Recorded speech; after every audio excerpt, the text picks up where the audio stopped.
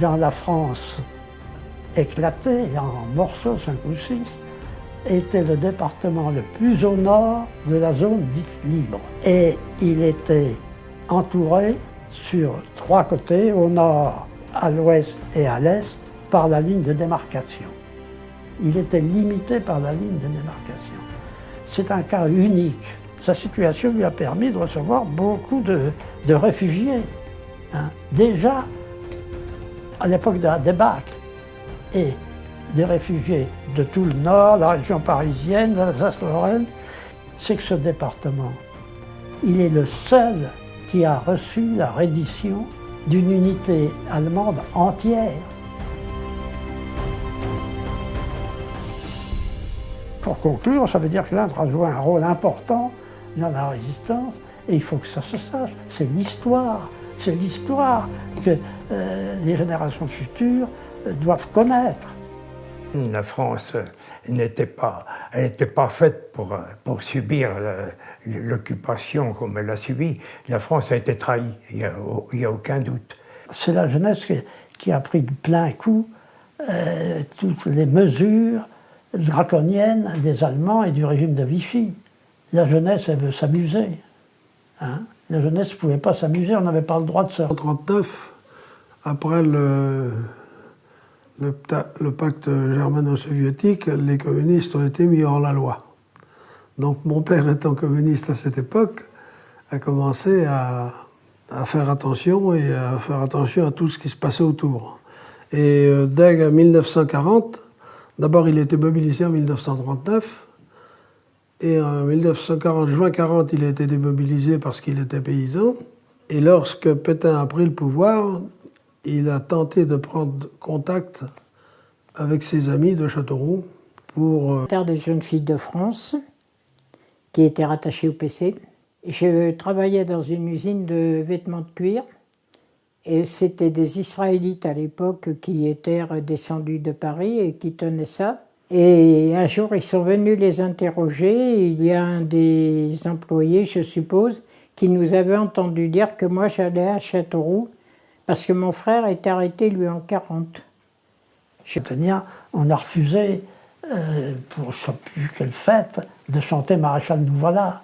Et j'ai su, bien après la libération, que le chef d'établissement avait été bien empoisonné avec ça, parce qu'il a été appelé à la commandanture, à Blois, et puis il s'est fait remonter les bretelles. Hein. C'était le jeudi, le jour de...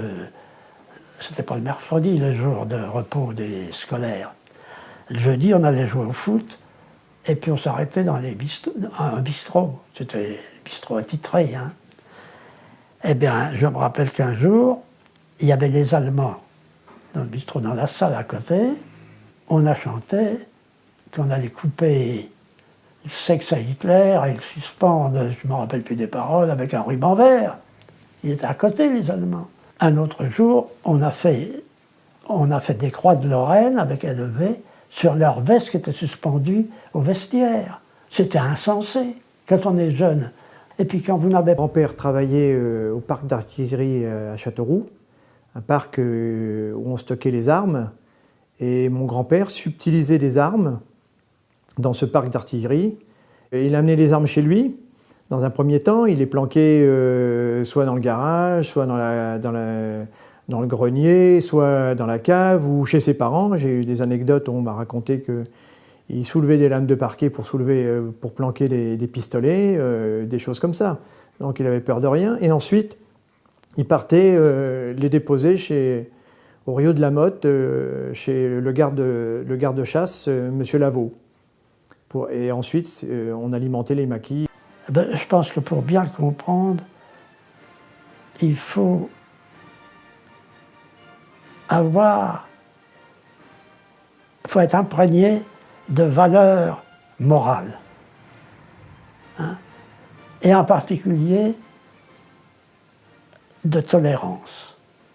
On était animé d'un idéal, quoique malgré notre jeune âge, d'un idéal, puisqu'on avait reçu une éducation et... Qui dit celui qui ne l'a pas vécu ne peut pas comprendre. Et c'est vrai. Paysan, et lorsque Pétain a pris le pouvoir, il a tenté de prendre contact avec ses amis de Châteauroux pour... Terre des jeunes filles de France, qui était rattachée au PC. Je travaillais dans une usine de vêtements de cuir, et c'était des Israélites à l'époque qui étaient descendus de Paris et qui tenaient ça. Et un jour, ils sont venus les interroger. Il y a un des employés, je suppose, qui nous avait entendu dire que moi j'allais à Châteauroux parce que mon frère était arrêté, lui, en 40. On a refusé, pour je ne sais plus quelle fête, de chanter Maréchal nous voilà.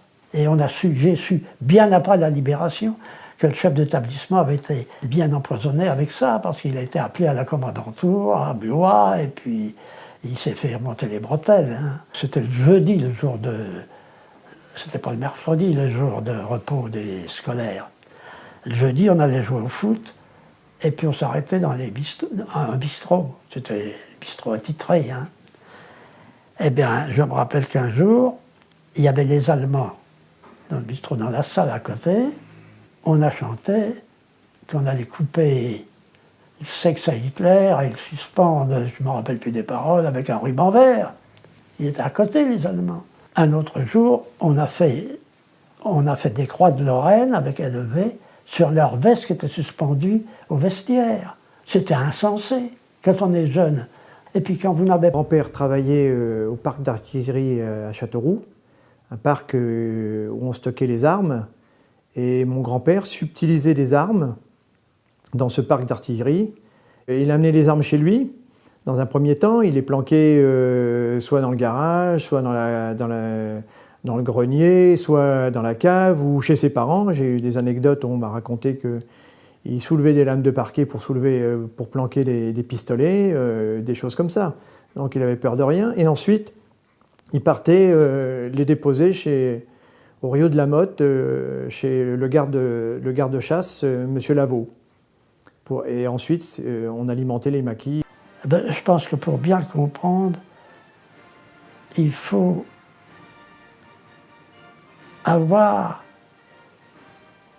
être imprégné de valeurs morales. Hein, et en particulier de tolérance. On était animé d'un idéal, quoique malgré notre jeune âge, d'un idéal, puisqu'on avait reçu une éducation et... J'ai dit, celui qui ne l'a pas vécu ne peut pas comprendre. Et c'est vrai. Le plus au nord de la zone dite libre. Et il était entouré sur 3 côtés, au nord, à l'ouest et à l'est, par la ligne de démarcation. Il était limité par la ligne de démarcation. C'est un cas unique. Sa situation lui a permis de recevoir beaucoup de réfugiés. Hein. Déjà, à l'époque de la débâcle, et des réfugiés de tout le nord, la région parisienne, l'Alsace-Lorraine, c'est que ce département, il est le seul qui a reçu la reddition d'une unité allemande entière. Pour conclure, ça veut dire que l'Indre a joué un rôle important dans la résistance, et il faut que ça se sache. C'est l'histoire que les générations futures doivent connaître. La France n'était pas faite pour subir l'occupation comme elle a subi. La France a été trahie, il n'y a aucun doute. C'est la jeunesse qui a pris de plein coup toutes les mesures draconiennes des Allemands et du régime de Vichy. La jeunesse, elle veut s'amuser. Hein? La jeunesse ne pouvait pas s'amuser, on n'avait pas le droit de se... En 1939, après le pacte germano-soviétique, les communistes ont été mis hors la loi. Donc mon père, étant communiste à cette époque, a commencé à faire attention et à faire attention à tout ce qui se passait autour. Et dès 1940, d'abord il était mobilisé en 1939, et en 1940, juin 40, il a été démobilisé parce qu'il était paysan. Et lorsque Pétain a pris le pouvoir, il a tenté de prendre contact avec ses amis de Châteauroux pour... Terre des jeunes filles de France, qui était rattachée au PC. Je travaillais dans une usine de vêtements de cuir et c'était des Israélites à l'époque qui étaient descendus de Paris et qui tenaient ça. Et un jour, ils sont venus les interroger. Il y a un des employés, je suppose, qui nous avait entendu dire que moi j'allais à Châteauroux parce que mon frère était arrêté, lui, en 40. On a refusé, pour je ne sais plus quelle fête, de chanter Maréchal nous voilà. Et j'ai su, bien après la libération, que le chef d'établissement avait été bien empoisonné avec ça, parce qu'il a été appelé à la commandanture, à Blois, et puis il s'est fait remonter les bretelles. Hein. C'était le jeudi, le jour de... C'était pas le mercredi, le jour de repos des scolaires. Le jeudi, on allait jouer au foot, et puis on s'arrêtait dans un bistrot. C'était un bistrot attitré. Hein. Eh bien, je me rappelle qu'un jour,